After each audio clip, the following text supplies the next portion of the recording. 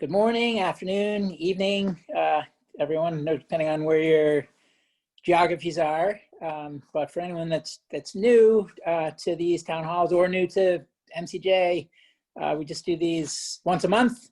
They used to be pretty structured with slides, almost treating it like a board meeting or something. And what we realized is that actually one of the biggest benefits to these sessions is not us talking at you, but it's us conversing and having dialogue with with the members of the community, which are kind of the fuel that makes all this work. So really, we don't have materials or anything specific to share. We're just here to happy to talk about the things we're working on. Happy to hear about what you're working on, or answer any questions you have about the community, feedback, suggestions. It's kind of your time, and we really look forward to it every month. So to kick things off, does anyone have a burning question or topic that you want us to start on?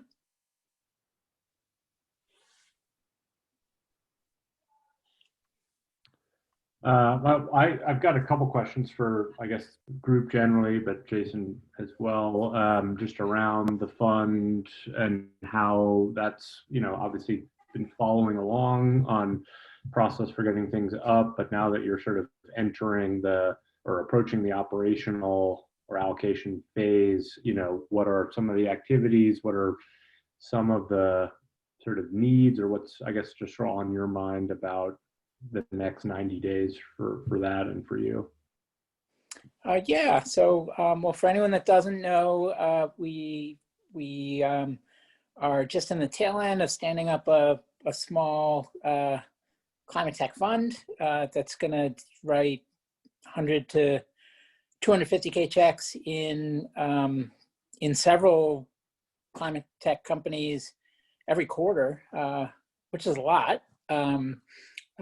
But we found that as the community was growing and as the podcast was growing, and initially I was just using the writing small angel checks just as a tool to kind of get closer to what was happening in these startups. But we just found that as the community grew, we were seeing more and more of them, and higher caliber, and we were able to be more helpful as things grow, which meant that people were seeking us out more, and it just felt like it was cutting into bone to not have a bigger piggy bank to to back the companies that we thought were important and should exist, and then help them to to be more successful.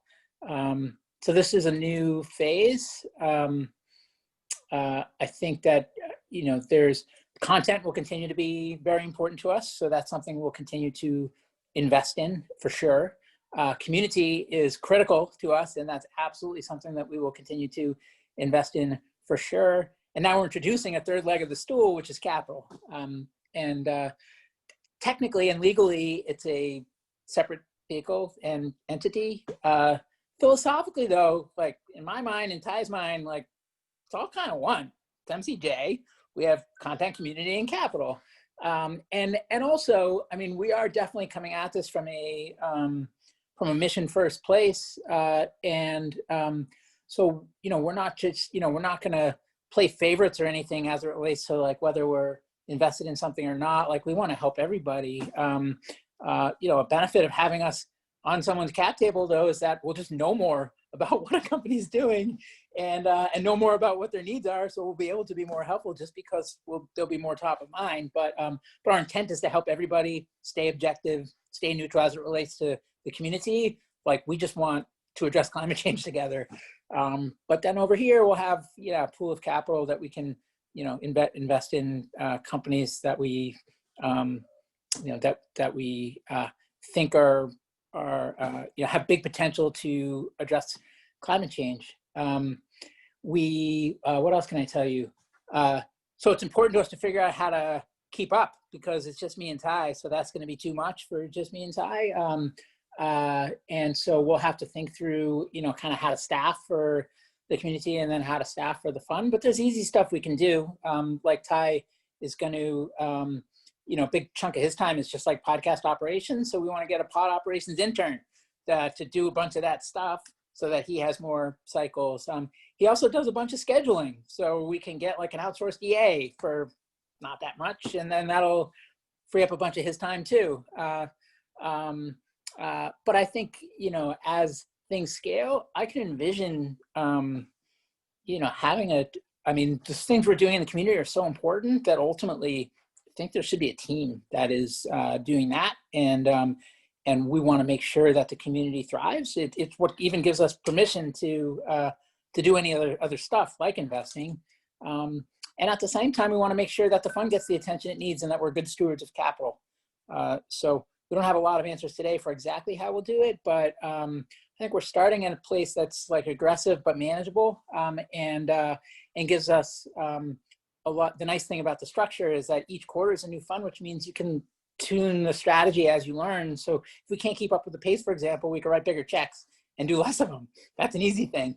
Or we could, if it came down to it, we could right size the fund if we feel like we have too much capital, but we don't anticipate that will happen. But one way or another, we want to make sure that things are kind of yin and yang, like in harmony, and we'll strike the right balance as we go. Yeah, I think I answered everything but your question. No, that's helpful. I just trying to get a sense of knowing, small team, and you're taking on a major step forward with institutional infrastructure required, and just how you were thinking of approaching that. Yeah, so a few things there. One, AngelList actually shoulders a surprisingly large amount of that burden. So a lot of things that traditional funds have to do, we don't have to do.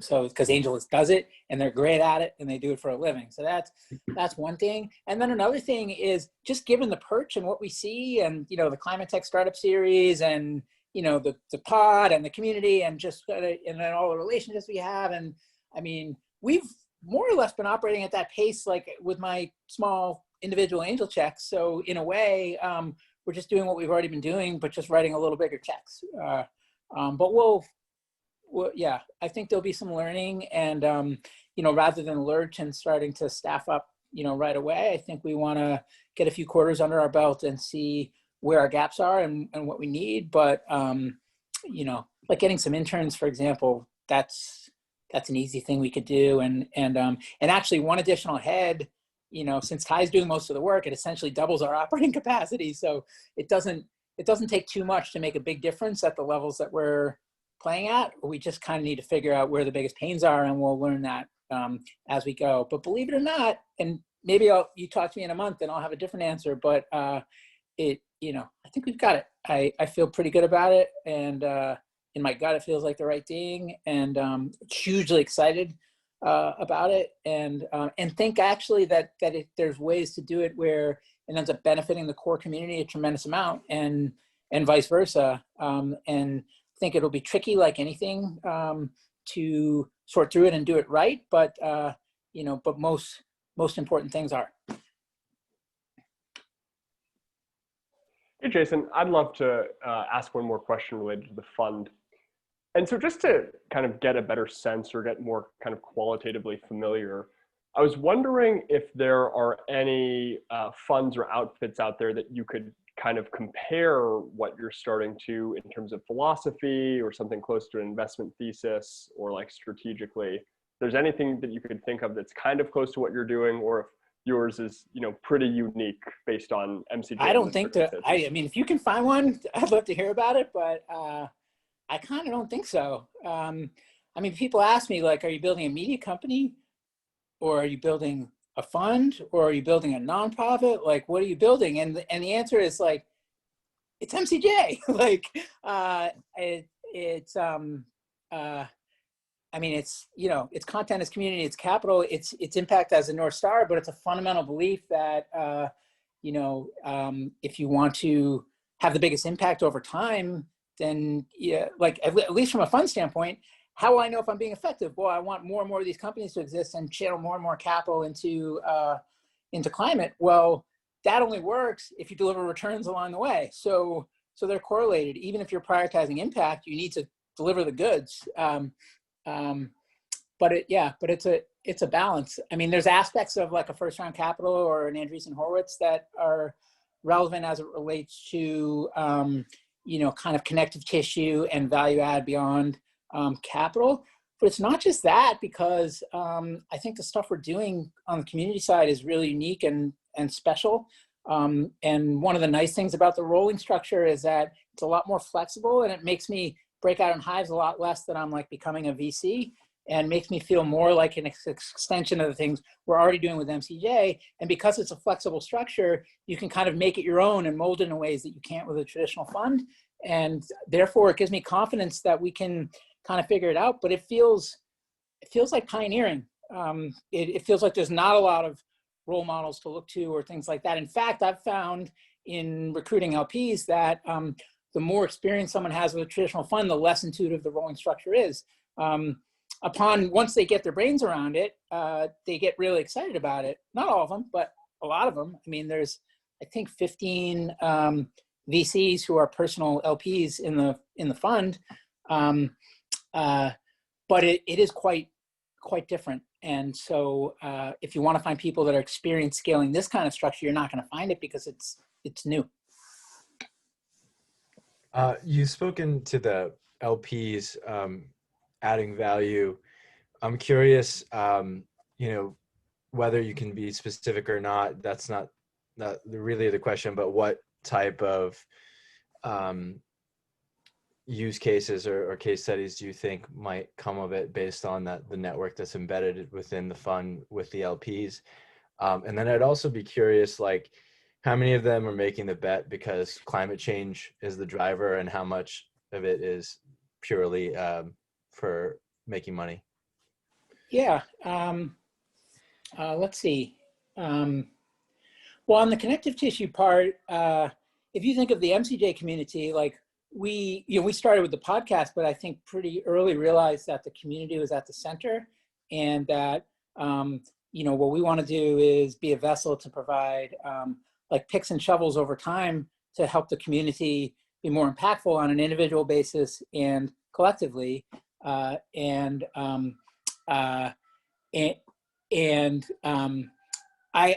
of, so we're doing that, and we'll keep doing that. But now there's this kind of adjacent group, right, which is the LPs and the portfolio companies. And I think there's opportunities to take what we've learned with the core community and provide similar types of connective tissue over here.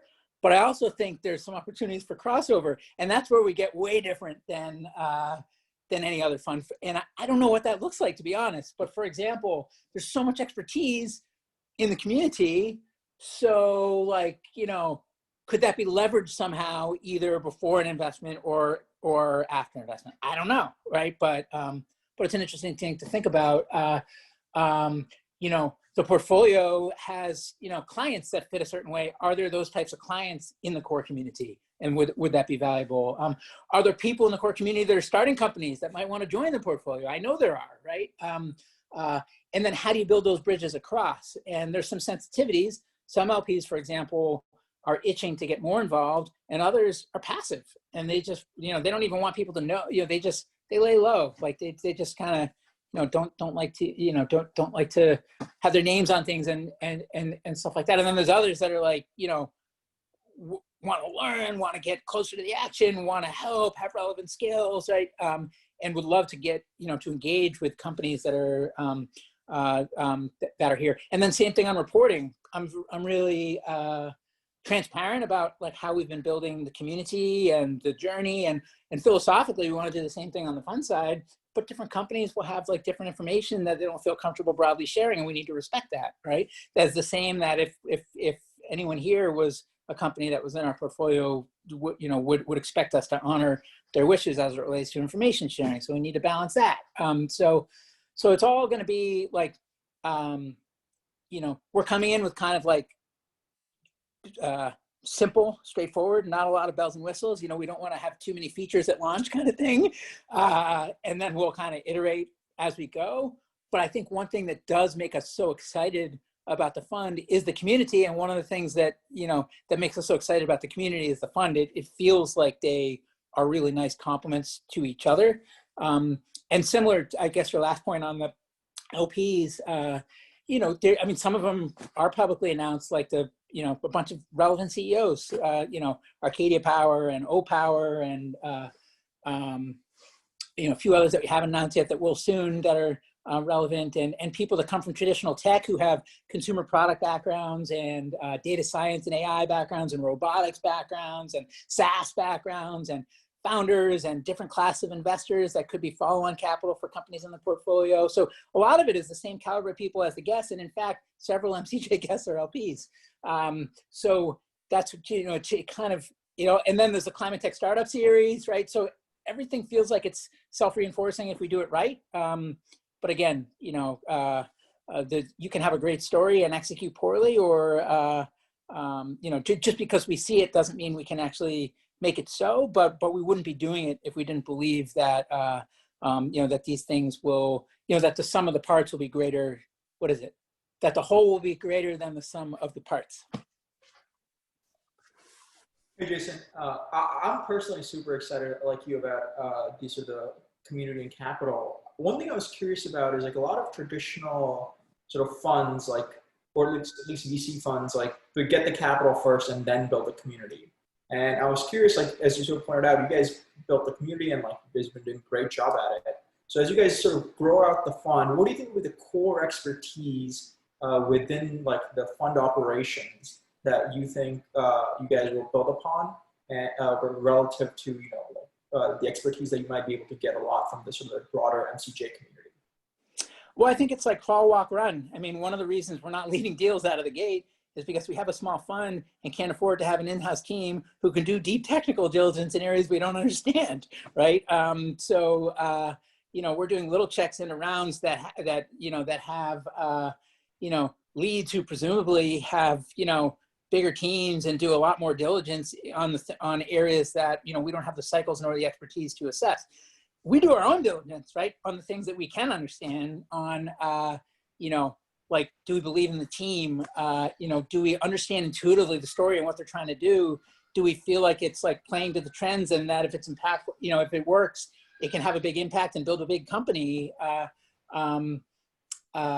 And then are there people involved that we trust? Like, who do we know that has this domain expertise, right? I mean, those are things we can control, but directionally, I'm really intrigued by what, like, a Lower Carbon has done, for example, over the last year, building out their science team. I mean, we would love to follow a similar path and become more conviction investors over time, but it will take time. And I think the same is true as it relates to the community on its own, and then the same is true about how you fuse them together. But I really don't look at it, I sound like a broken record, but as two separate things where there's community and there's fun. But I also I'm allergic to looking at the community as, like, the marketing arm of the fund. Like, the community is separate and distinct in the sense that it is truly objective and mission aligned and just focused on building the ecosystem to tackle climate change holistically. Like, fund aside, the fund is just another tool that can put some capital into subset of companies.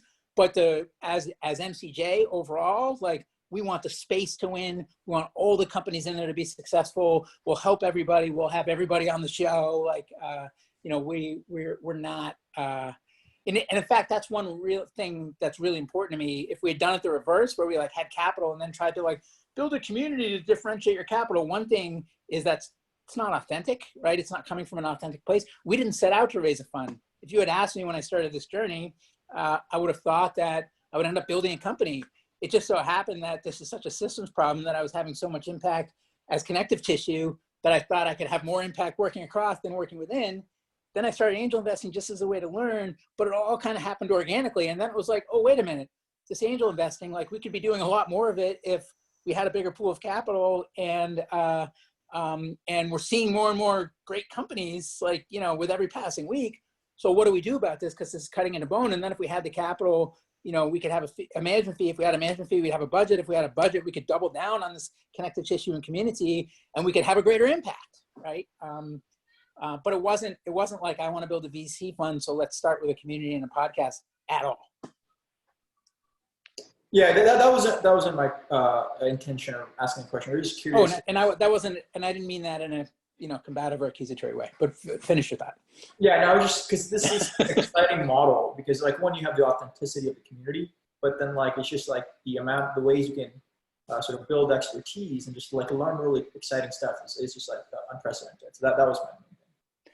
I feel that, and I don't take that opportunity lightly at all. And I think, yeah, one of the reasons that I mean, you guys tell me, but you know, I don't want to tell you what you think, but it seems like you know, the fact that we have, you know, tried to collect people together and give them a platform, but then largely stay out of the way, right, and not try to like overmarket or you know, or have too much editorial control over what happens within the community. It's almost more kind of like elements of open source where it's just kind of like becoming a living organism that's like evolving on its own. And every once in a while we see like, you know, some bad behavior that shouldn't fly or things like that where we need to kind of step in and do a little something. But otherwise, like, we just kind of want to let it go. Like, we have the same ethos, like in everything we do, and this collection of people is ridiculous. And it's such a systems problem.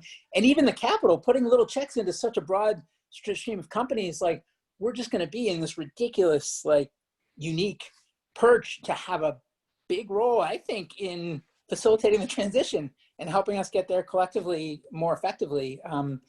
But I feel a little bit about like I'm Kanye West when I say that, but I personally believe it.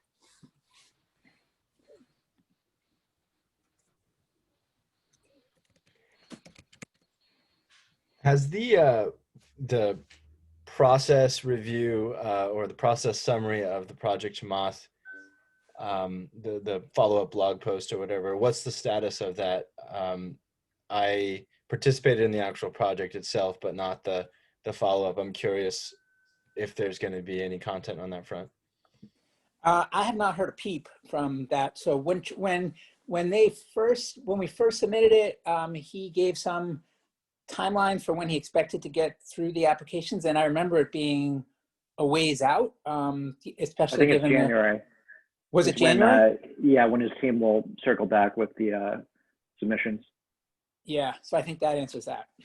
Yeah, so we won't hear anything until January. Obviously, if we hear anything sooner, I'll let you know. Yeah, no. So that's what I meant was how the team internally within the community came together and managed to make it work. That whole idea of telling that story. Do you recall? Just because after it was submitted, you made the point that it's kind of amazing that the community just came together. Most people didn't even know each other, and it just worked. And I was a light, but I think maybe helpful participant, but I definitely observed that last point about it just being this weirdly smooth and collaborative process, all online and super efficient. So I think it is worth capturing the story there just as a lesson, both internally for the community and also just for the outside crowd who reads the blog and newsletter.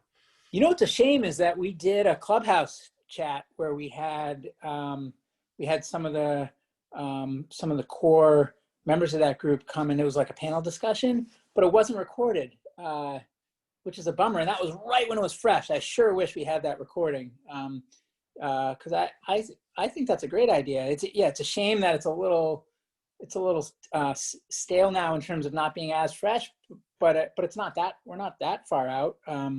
So Ty and I can debrief after, but if the team is up for writing something up, we'd love to put it out there and promote it. I thought it was really special. I think they put together a retrospective, if I'm not, if I'm remembering correctly. And I know Sam, he was neck deep in that. So I'm sure he has insights and feedback about what went well and probably, you know, things that could use some improving for the next round. Well, yeah, just to your point, Ty, there's definitely somewhere in some Slack thread, there are a lot of comments, like in-depth comments about this. So I think it would be pretty feasible to like circle those up again. I'm just gonna share a link in the chat because if anybody didn't know, we did publish the framework on GitHub, and there's been like very small, but a little bit of action from people who like weren't even involved while it was going on. So if you want to take a look, if you want to propose edits, revisions, propose new topics, that's kind of like the place where we're doing that right now. And, if people engage on there, I imagine there will be a response to it. Just right now, it's not very active. I think the GitHub idea is great, to be honest, especially with like some sort of quarterly or maybe yearly update. Because I think like, I've just only started getting into this field from sort of a software AI background. And like the first thing I did was I did the Chamath thing just as an intellectual exercise for myself. And I think it was just super helpful. I'm not saying like I have any interesting ideas, but just an intellectual exercise that like the community can do. That's like super neat just to keep up to date with all the different aspects of innovations and entry points and the metrics that might be happening in the different parts of the supply chain. So yeah, I don't know. So I think that's gonna be really cool. Yeah, that's spot on. And I just wanted to say to your point, the way that we're using that GitHub repo, it's not as a traditional repository. We're kind of thinking about the different types of people who could be in here and using it. Some software people, but realistically a lot of people who have no Git version control software experience. So how can we make that work with the group of people that could be interested? So I'm just going to say to your point, like you could start an issue, which is just not really an issue, but it's just like a list of innovations or ideas we want to keep track of. And you could like update it periodically there. This is all stuff that we could do inside the Slack, but it's just more open and accessible for people outside of MCJ now as well. So like, I just see that GitHub repo, and we all talked about this, as being very open-ended. Like the issues are called issues, but you can use them in any way you want that makes functional sense. And obviously there's a workflow for, suggesting revisions and just getting those quickly approved.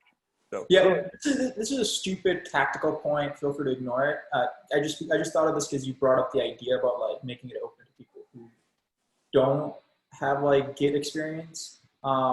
Maybe like trying something out like Rome or Notion. Again, stupid tactical point, but like I just found that to be helpful because just because you can have these backlinks and like have ideas evolve, and it's like more accessible to get people who not software engineers. But yeah, overall, like that's a great idea to consider for sure. I mean, I very much welcome.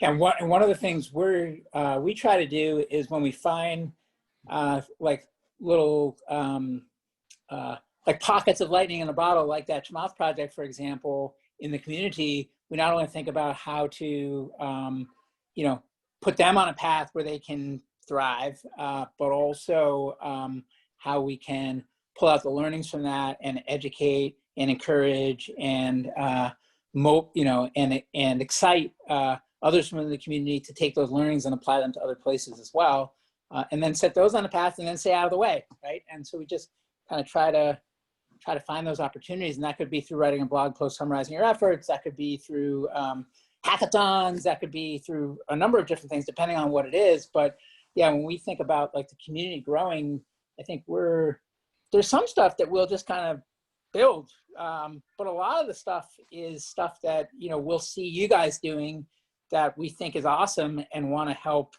prop up and get going. It's like if you do more of what works and less of what doesn't, basically. So when we see things that are working, we want to help them spread.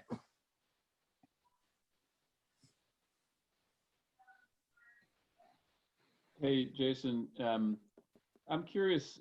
So, clearly there's a lot of focus on climate tech, and that makes all the sense in the world. I know some members are also interested in the kind of infrastructure, project finance side of things. Do you see any future scenario where there's, I'm not sure it's quite the collective or syndicate, model, but any other kind of related, MCJ product that addresses the kind of infrastructure, side of climate? Maybe it's similar to the kind of climate tech, I don't know, interview series or otherwise, but I don't know, any thoughts on that kind of deployment side versus the innovation side? I mean, I think we need everything, is my personal view. Is like big things, small things, everything in between, innovation things, policy things, activism things, education things, government R&D things, democracy things, foreign relations things, et cetera, et cetera, et cetera. And we want to help, we just want to kind of unclog the arteries of the system and get more people into the system and get them pointed at whatever things give them the most energy and that they're uniquely equipped to bring to life. So on the media side, we have the core pod, which is kind of general and holistic. And then we have this dedicated climate tech startup series. You can envision a world directionally where, where we have other types of content, maybe other audio series, but maybe some long form stuff, maybe some analysis, maybe there could be a whole portfolio of things, depending on your learning style, depending on your level of expertise, depending on what your interest areas are. We think the same is true as it relates to events and programming. We think the same is true as it relates to capital. I mean, there's a world where we have an early stage fund, a growth fund, a project finance fund, a policy arm, all these different things. But if we do our first thing and it's an early stage fund and we fall on our face, right, and it generates terrible returns and people don't trust our process and don't feel we're operating with integrity or whatever it is, right? Well, then we don't earn the right to do step 2, let alone step 10. So when I think about the community, I think that there's a world where the media gets blown out. There's a world where the community gets blown out, and there's a world where the capital gets blown out, and where each thing stands on its own and is strong, but they all feed each other and make it really special and like a virtuous cycle. Exactly how we get there and how we stage it and how we bite off at once. I feel like, it's good to keep an eye on the long vision and be as ambitious as possible in the longer term. And then the closer we get to the near term, the more focused we should be. And I already feel like we've bitten off, if not more than we can chew, certainly pushing the envelope of that. But now we, our membership is growing, and with membership comes some more dues that come along with that, which means slowly over time we get a bigger budget, and then with the fund comes a management fee, and with the management fee again we have a budget over here, and maybe over time we do different things, but we just want to kind of funnel it back in so we can have a bigger impact over time. And as long as the Craigslist model is great, they capture just a shred of the value that they could capture, but they build a huge business because they're adding so much value, right? And I hope people say that about us, that at every step of the way they should be like, wow, they could be monetizing way more than they are. And if we just keep focusing on impact, then I just kind of feel like that stuff works itself out. Mm-hmm. And which model did you mention there? I didn't catch that, Jason. Craigslist. Oh, sure. Yeah. Cool. Yeah, that makes sense. You can't do it all. You got to do it right. No, it's fun to see the additions of new kind of features. Just since I've been around, I don't know, 5-ish months, a lot of growth. Kudos, man. Cool. Yeah, but I need to be reined in sometimes because I see all kinds of awesome ways this could expand, but what we need in the short term, with each new thing, it's we need to resist the temptation to then do another new thing, and we need to make sure the body accepts the organ on that first new thing, and that we can actually deliver each of the things we do in a high quality way over time, without degradation in performance before we think about adding anything else. So it's a hard balance, but I think it's a really important one. Mm-hmm. Yeah, well said. So kind of a question related to some of that, Jason, when you're talking about all of the different things we need and all of the different verticals, it comes back to my earlier question a little bit, but in terms of the fund, how, will you actually go in some unconventional directions? Are you open to unconventional types of investment opportunities? Or will the category of investments be more of a standard array of kind of climate tech? And when I say unconventional, things like, I don't know, efforts in policy or efforts in advocacy and awareness, or just kind of moonshot type things. Oh, well, the fund is, this is just a small starter fund really. And we're, starting in probably the only area of fund management that I would be even remotely qualified to pursue, which is early stage technology startups. Not because they're not the, not because there aren't other things that are critically important. There are many other things that are critically important, and not that there's many other things that aren't, that can't use a ton more capital. There absolutely are, and not because there aren't other things that are great financial opportunities. There absolutely are. But I've spent my entire 100% of my career in small, early stage venture-backed startups. It's what I've done. As I position the fund is that, we want venture scale ambition. And some of it will be stuff that fits nicely into the venture capital model. And some of it will be stuff that takes longer, requires more capital, et cetera. We need to tread the balance though, because, we want to do things that are high impact and not just greenwashing, but we want to do things that are, that can be big businesses and not just, science projects. And if we want to stay in business, we want to, if we want to maximize our impact over time, we want to deploy increasingly larger amounts of capital. If we want to stay in business, we need to generate returns every step of the way. So for step one, we're going to stick to our knitting. Directionally, I would love to have to, help foster a number of other things. And we're trying to do that in ways that we can today through community and content and programming. But the capital is pretty focused. It's like a pretty well-defined, focused vehicle. But if we're successful, that gives us permission to go and tackle the next category. But even then, that will be a well-defined vehicle, right? I don't think you'll see a world where we just have some pool of capital that we're spraying across all these different vehicles that work fundamentally differently from each other. I think the way to be successful is to have, expertise focused. It's like a good alignment of the vehicle and the, and the places to put it. But I hope that over time we can have more vehicles.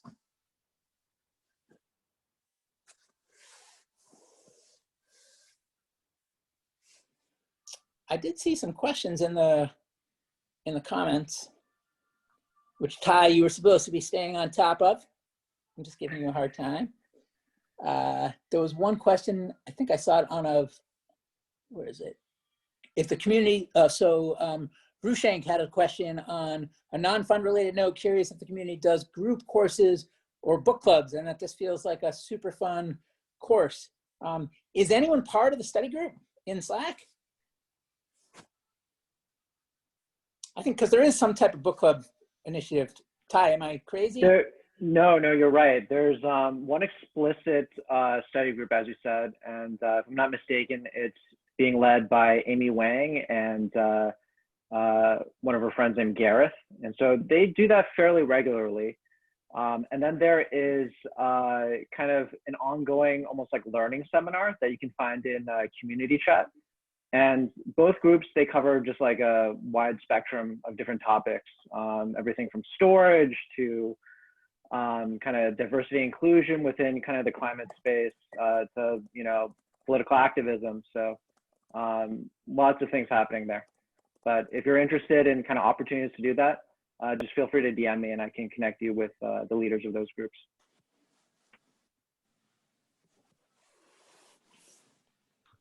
Hey, Samir, I'm curious how the Carbon Tech event was yesterday and sort of Climate Week in general in the city.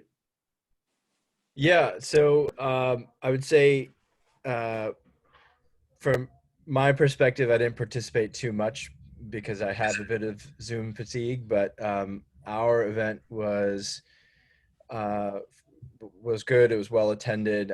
For everybody else's context, I'm part of the team at the Circular Carbon Network, and one of the things that we're doing there is just getting data on key stakeholders in the sector. So there's a few indexes where we cover the innovators, corporates that are involved, capital providers that are either carbon investing or carbon curious, and then just sort of a catch-all group of catalysts like MCJ that are,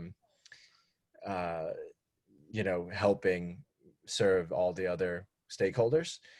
So we presented a bunch of that data and spoke about the trends we've observed over the last year. We recorded it, so it'll be available to watch if anyone wants to. But in general, I would say, carbon tech and carbon removal generally is finally at having its moment, and it feels durable, and there's a lot of really amazing stuff going on, and more education coming out. There was a really good, kind of special website on The Economist covering carbon removal in detail by category, and lots of things like that popping up. So people are getting educated, stuff is getting deployed, and obviously it needs to go as fast as possible, but I would say things are finally going in the right direction. Cool. Yeah. Certainly feels like a very exciting point in the cycle broadly, and fingers crossed that some of these folks taking in capital can make some meaningful progress and sort of keep that momentum. I'm sensitive to repeating some of the same mistakes from a decade ago, and part of that is just evidence of continued traction and commercial progress that begets more capital, and so hopefully the quality of entrepreneur and the tech is there. Yeah, I think all of that has taken a leap. I think people are also being a lot more iterative and doing experiments with small amounts of capital with the right partners a lot earlier on. So it's not these massive capital intense, high downside systems. But I think there's a lot of progress on that front. And I would say this generally to that. So I would say it's specific to that topic, but I think this applies generally to climate tech and a new fund like MCJ Collective. The phrase that we think of is that, sometimes people overestimate what can be done in a year, but underestimate what can happen in a decade. So this is the decade where we have to dramatically overshoot what we're going for in the next 10 years. And I think we will.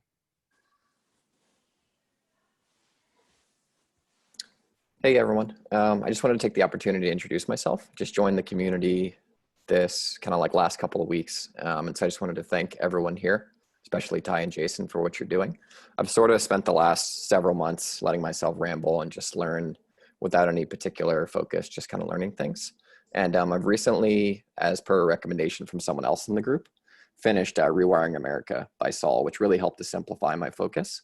And so my personal goal is to either start or join a climate tech company over the next however many months, whenever feasible. And so I guess my question to this group would be, what are the best ways to learn more about the problem space and explore startups that are already tackling that in kind of the zero carbon 24/7 365 grid and electrify everything space, if that made sense to everybody? Who wants to take it? Any volunteers? Well, I would just, I mean, not so much to the last part of your question, but to the middle part, let's say, looking at problem/companies that, look, have raised capital, probably growing their team. Two community members produce great climate tech specific newsletters, right? So there's the Climate Tech VC newsletter with Sophie, and then The Breeze with Tommy Leap. So, checking those out each week to see who's raising capital would be a great start. We produce something called the Climate Change Investment Brief, which is broader than just climate tech. It's monthly, so not as regular, but it's later stage deals or new funds or investor profiles. So maybe there's something in there as well for, again, investors or companies that need new expertise. I'll pass the baton. To echo that a little bit, I would ask. I mean, I think that people are so helpful on the Slack, so I would find the best channel for that question. Maybe poke around, see if it seems like there's some people you might want to tag in the post who could specifically provide good information.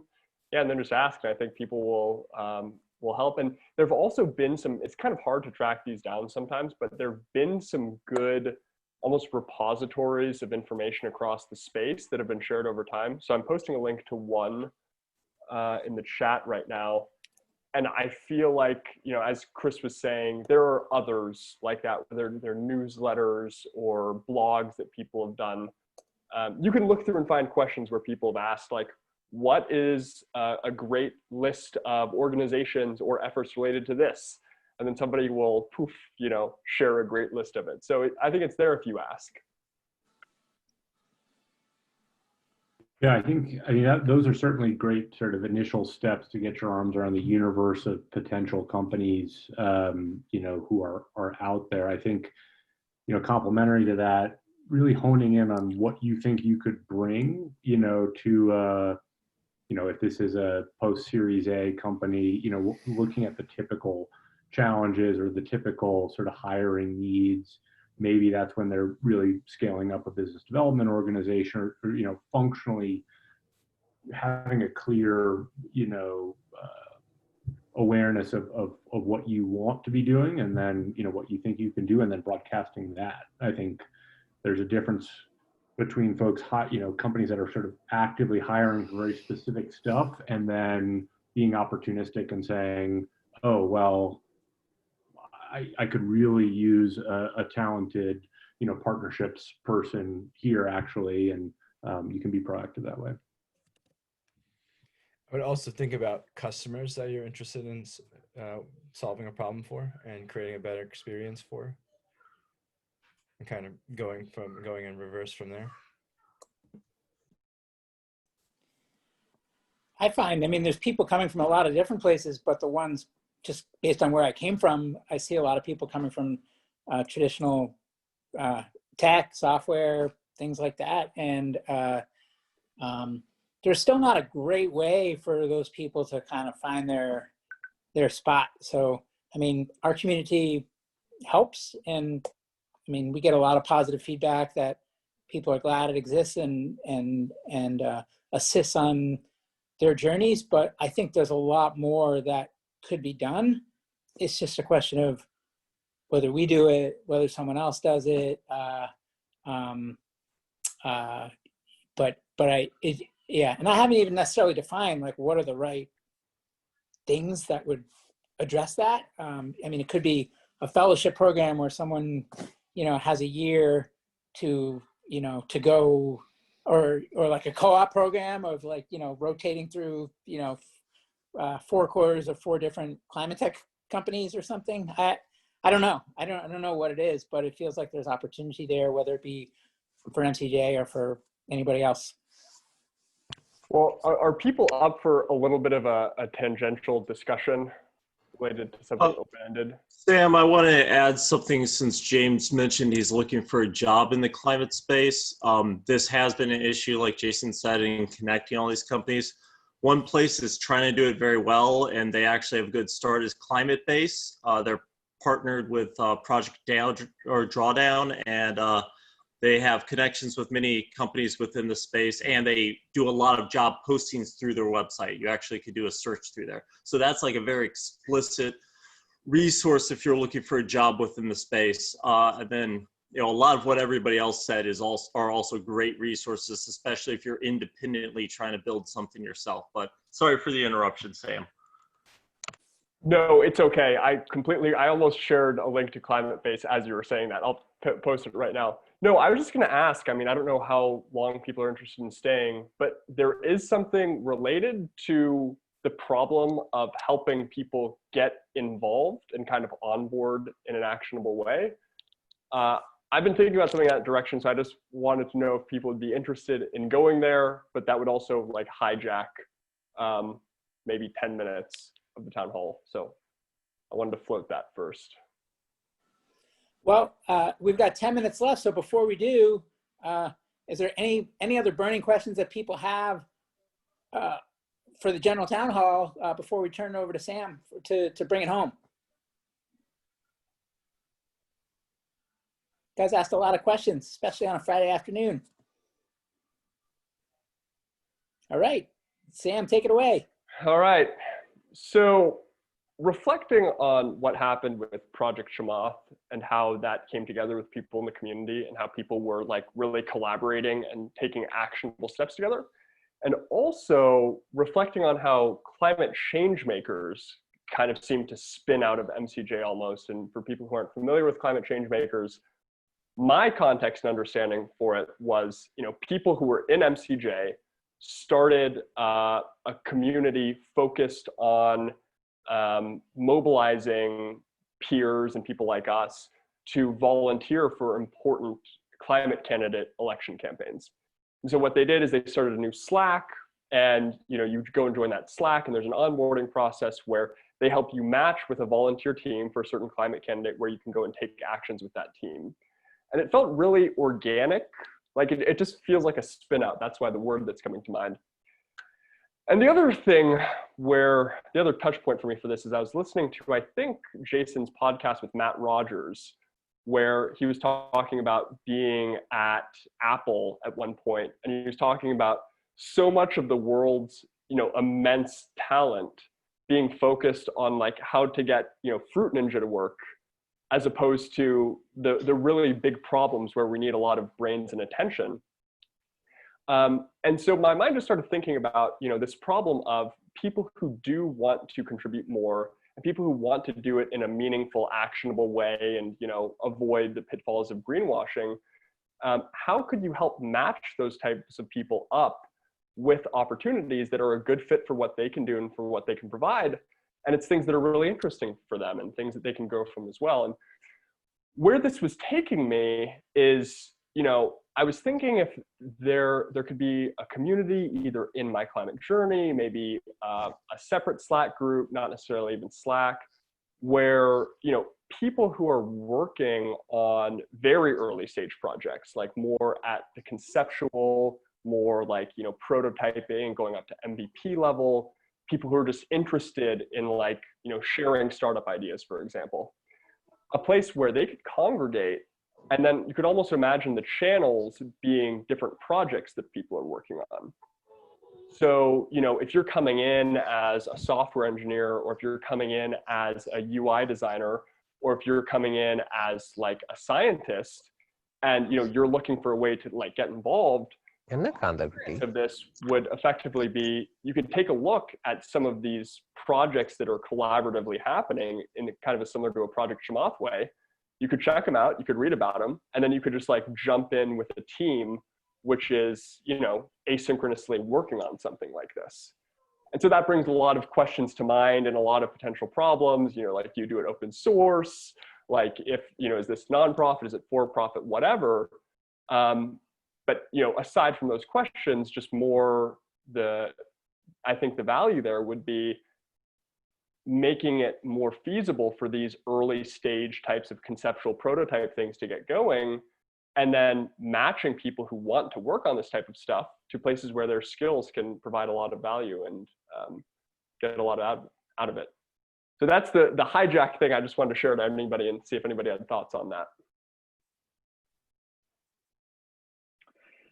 Jason and I, within a different context, were talking about something very similar. If I understand what you mentioned, Sam, is there a way to kind of almost like connect multiple communities, like say via Slack, to sort of like bridge, okay, maybe like a Skunkworks project or something that's getting off the ground and trying to kind of connect the more mainstream Slack community.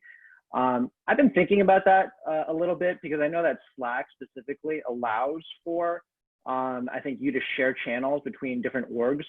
So like you brought up, climate change makers, right?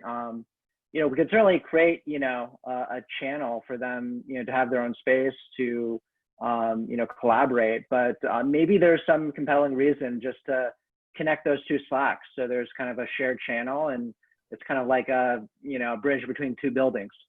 So that's, something that would be certainly really compelling.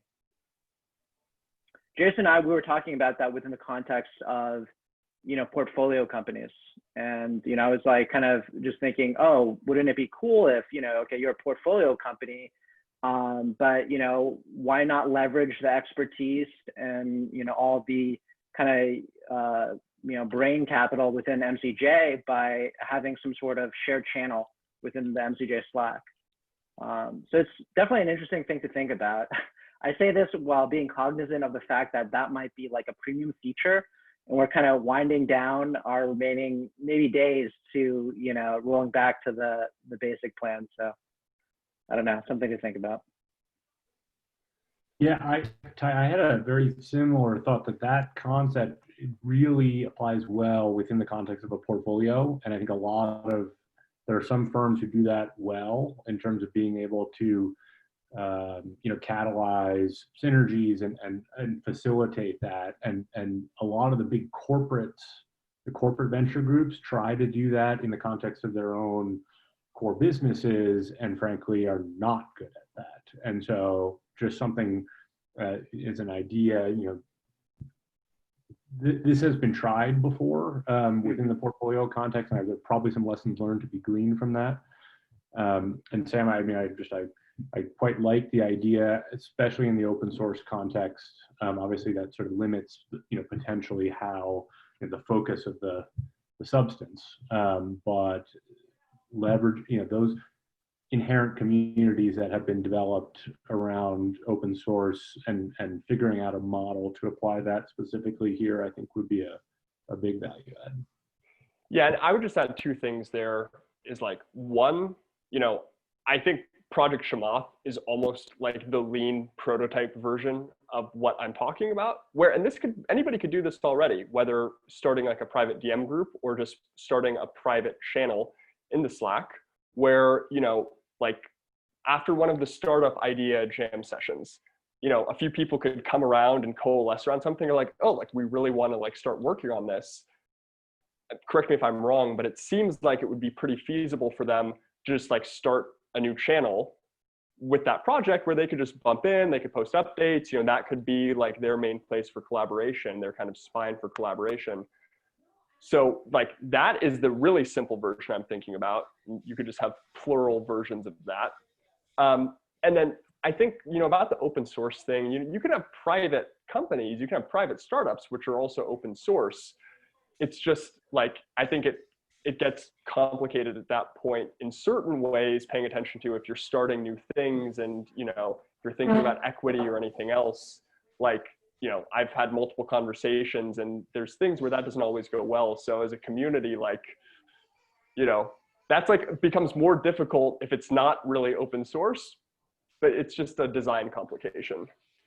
What might be interesting is kind of have like a system where someone can identify a problem or a general problem set, and hey, who wants to do a design jam or some sort of collaboration on it, and kind of help it flow naturally, to the point about, Project Chamath that started with like, here's the blog post that, here's the set of tweets that Chamath sent out, who wants to work on X and Y, and then like 10 seconds later there was like 30 people, and the results were the results. And obviously, it's going to be a little bit different every time, but it feels to me that the network within the community is well suited to do that pretty efficiently. And I think it's almost like a in-house self-organized studio model for MCJ. Well, Sam, I'll just leave you with a few points. We don't have much time. I don't want us to take up too much time. First of all, I've been building up by surveying people both formally and informally on the connective tissue, as Jason talks about, figuring out ways to build up collaboration, get people to find each other better for their needs in the community. Two things. One of it was inspired by the fact that I personally like collaborative projects. I personally do want things to be built up and have an easier way of connecting people. The other thing is that I have found through some of my surveys and discussions is that actually, in a very weird way, collaborative projects, brainstorming sessions, and very specific speaker engagements are the biggest things people seem to come back with of what they want. So there is a desire in the community to have some way of connecting people in a way for those collaborative projects, whether it be open source or a full-fledged startup or whatever, what have you. They want to collaborate actively in something.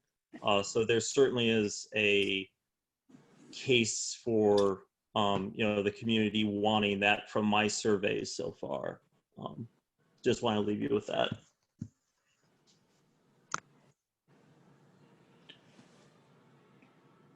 All right. Well, anyone that is that's interested in talking about that more, I'm sure that that Sam would love to hear from you in the Slack. And then I would say, Sam, if you have any ideas or want to try to run an experiment, or feel like it's starting to get some critical mass, and we can be helpful at all in facilitating it, I think it'd be an awesome area to get some data around. And the worst case is that we learn and try it out, and it doesn't work so well. But I don't know.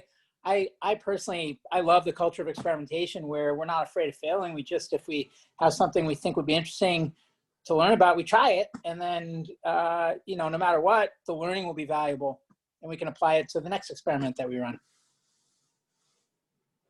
Yeah. But this was awesome. I really look forward to these.